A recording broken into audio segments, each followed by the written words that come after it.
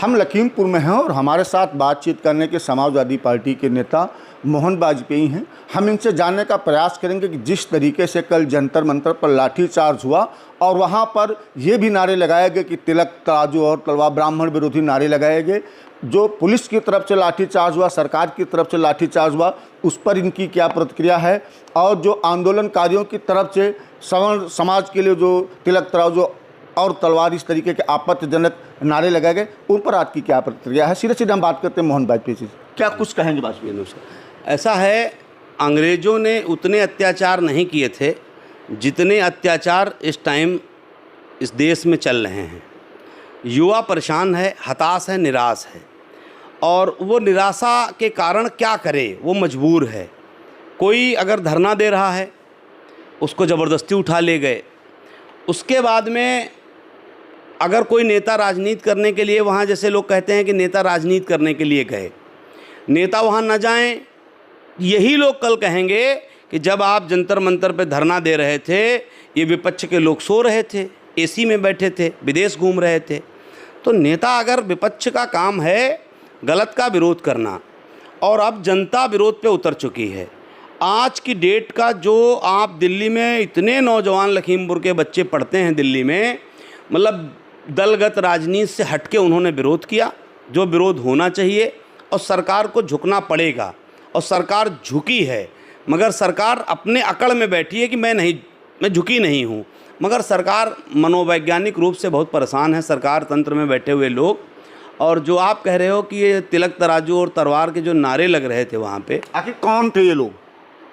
ये वो लोग थे जो उन बच्चों के इस आंदोलन को जातीय घटनाक्रम में ट्रांसफ़र करने वाले लोग। वो स्टूडेंट नहीं हो सकते, वो विपक्ष के लोग नहीं हो सकते, ये जो सरकार में बैठे हुए लोग हैं उनका ये शगुफा है, उनके द्वारा भेजे गए लोग हैं।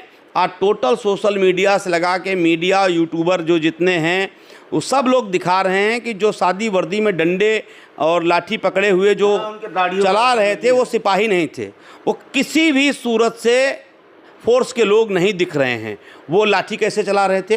उनको किसने परमिशन दे दी लाठी चलाने की कि आप बच्चों पे लाठी चलाओगे, लड़कियों को आप खींचोगे, आप बेटियों के कपड़े फाड़ोगे? ये कहाँ का न्याय है? परेशान देश है, प्रदेश परेशान है, एक एक बच्चा परेशान है। अरे उनके घर जाके पूछो जिनके घर बच्चों ने नीट की तैयारी पूरे वर्ष की, आपने पेपर लीक करा दिया। विपक्ष की मांग से पहले युवाओं की मांग थी, जो समाज सेवी संगठन के लोग जो मांग कर रहे थे, या एक आम युवा मांग कर रहा था जो पढ़ता है कि शिक्षा मंत्री इस्तीफा दो। भाई इस्तीफा दे देते, विपक्ष वहाँ काहे जाता? शिक्षा मंत्री को आप काहे बचा रहे हो? वो इस्तीफा दें। बच्चों के साथ उन्होंने गलत किया। जिन बच्चों ने पूरे 1 साल तैयारी की, उसके बाद में पेपर आपने लीक कराया, उस लीक की जिम्मेदारी आपकी है। फिर 1 महीने के अंदर आपने पुनः पेपर करा दिया। जो बच्चा 12 महीना पढ़ा था, वो 1 महीने में उतना कहाँ से पढ़ लेगा? कितने बच्चे डिप्रेशन के शिकार हैं।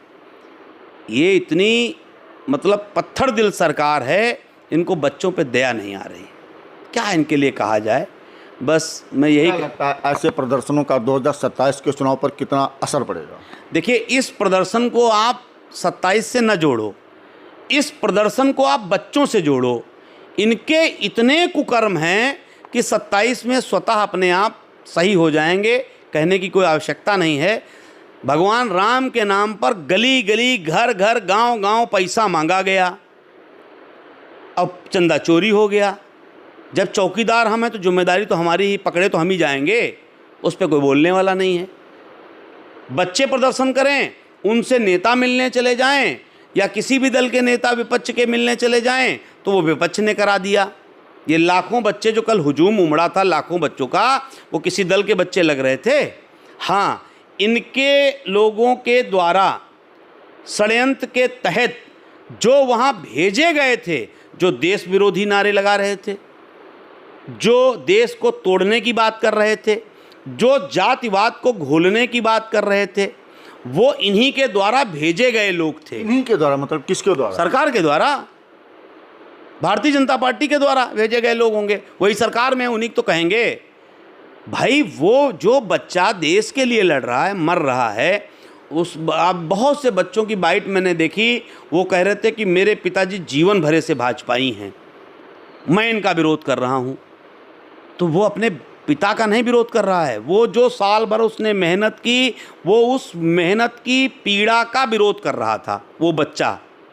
ये चीज़ है। अब हम लोग छोटी राजनीति करते हैं, नगर की राजनीति है, शहर की, ज़िले की राजनीति है, मगर जब देखते हैं, चूँकि हमारे भी परिवारों के बच्चे पढ़ते हैं, तैयारी करते हैं, मिलने वाले लोग हैं, और एक दौर ऐसा चल रहा है, अगर साक्षात भोलेनाथ कहीं प्रकट हो जाएं और कहें कि ये सरकार गलत कर रही है, तो कुछ ऐसे अंधभक्त हैं वो भगवान को गलत कहने लगेंगे।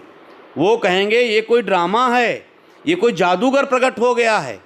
इतने अंधे लोग बैठे हैं, वो अपना भविष्य तो खराब कर ही चुके हैं, वो आने वाली पीढ़ी को बर्बाद कर रहे हैं। अरे गलत को गलत कहना चाहिए। हम तो वो व्यक्ति हैं, अगर कोई गलत कहेगा, जैसे नारे वहाँ लगे, तिलक तराजू और तलवार उनके मारो फला फला, ये सब तो वो नारे गलत हैं। अगर वो चिन्हित लड़के हों, वो अगर मेरी पार्टी के हों या किसी पार्टी के हों, वो हो ही नहीं सकते। छात्र तो कतई नहीं वो हो सकते। वो प्रेरित किए हुए लड़के हैं, पेडेड लड़के हैं, दाढ़ी वाले और मुरैठा बांधे, पुलिस की वर्दी नहीं पहने और लाठी चला रहे हैं, वो पुलिस वाले हो सकते हैं। तमाम तो ऐसे भी पुलिस के जवान थे जिनके नेम प्लेट नहीं लगी हुई थी। आखिर वो कौन लोग थे? इसलिए भाई पुलिस एक संख्या बल है, 2 लाख का हजूम है। दिल्ली में टोटल पुलिस कितनी है? पुलिस उड़ के थोड़ी चली आएगी। अब दिल्ली में लाठी चलाने यूपी पुलिस तो पहुंच नहीं जाएगी, ना हरियाणा का जाएगी। तो उनके अपने निजी संसाधन हैं, निजी नेटवर्क हैं, उनको सबको पहना दिए, नेम प्लेट हटा दिए, जाओ लाठी मारो, तोड़ो, भगाओ, ये सब चल रहा है। आप बताओ, आज अभी एक बच्चे का फ़ोन आया था, जंतर मंतर पे 2-3 गाड़ियाँ खड़ी हैं। जब बच्चों पे आप लाठी चलाओगे तो फूल बरसाएंगे। देश का युवा है, बदलाव चाहता है, बदल के रहेगा। जब जब युवा बिल्कुल ठान लिया है, बदला ज़रूर है। अब वो नमूना बनाए हुए और जो उनकी प्रायोजित मीडिया है, वो 2-3 ट्रक बसें जो भी टूटी टाटी खड़ी हैं वो खड़ी हैं, बाकी सब हट गया, सब साफ। अब मीडिया उन्हीं को दिखाएगी। अब उनको दिखाना है कि ये, और उतने ही उनके आईटी सेल उनका सब पूरा चलाएगा कि ये पंडितों को गाली दी गई, ये देश को गाली दी गई। अरे भैया, भटकाने का प्रयास कब तक करोगे? मगर उनकी आत्मा भटक चुकी है, उनकी आत्मा ही इतनी भटक चुकी है कि वो मतलब बिल्कुल बिना दिल की सरकार है।